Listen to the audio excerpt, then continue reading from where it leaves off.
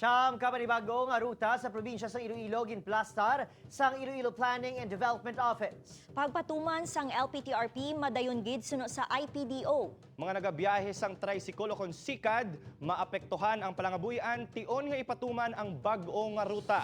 Ini ang gintutukan ni Daryl Marie Sarmiento live. Daryl?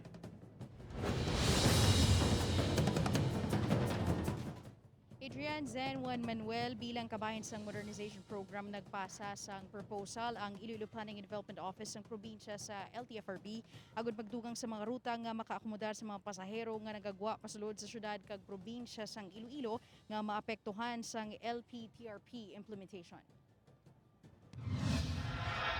Bilang kabahin sang pagpatuman sang Local Public Transport Route Plan sa idalom sang Public Utility Vehicle o PUV Modernization Program, siyam ka panibagong nga ruta ang ginpropose sang Iloilo Planning and Development Office.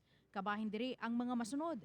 Uton Santa Barbara, Liganes, nga may 15 ka modernized jeep nga magabiyahe. Point-to-point nga ruta sa Uton, padulong Iloilo International Airport sa din may napulo ka mga van ang maakomodar. Uton, Santa Barbara, Zaraga, Dumanga Sport nga may napulo ka magabiyahe nga van. Tubungan, Iloilo City, gikan Mohon Terminal via Leon, 15 ka modern jeep.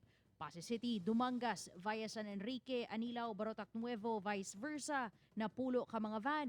Tubungan, Igbaras, Miagao, 15 ka modern jeep. San Miguel, Cabatuan, 15 ka modern jeep. Barotac Viejo, San Rafael, 15 man ka modern jeep. Kag Pavia to Iloilo City, ITGSI via C1 Road, vice versa. Magsiling ka consolidated, isa lagi na lang nakaruta, no? Kaya ang traditional ya basically before owned by individual. So iniya co-op manage, again, extensive study, no? Kag we were also mentored by expert on transport planning. Sunod pa kay Nilios, napasa ng proposal sa LTFRB kag badayon gid ang implementasyon sini. There's no turning back as far as modernization. While siguro at first we would be experiencing inconvenience, adverse reaction from those affected. But siguro in the final analysis, it would be down to the good of everybody.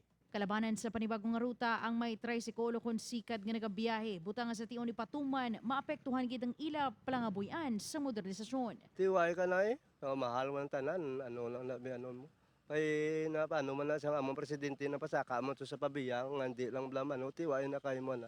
Bisan pa wala na sang tsansa nga mapaiso ng implementasyon, nagalaom sa gihapon ng kaangay ni Pablo nga maulikdan sila sa pagpatuman sang LPTRP.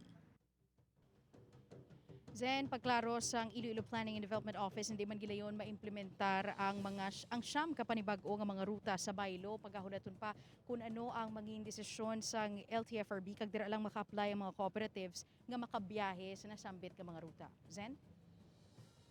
Madamo nga salamat, Daryl Marie Sarmiento.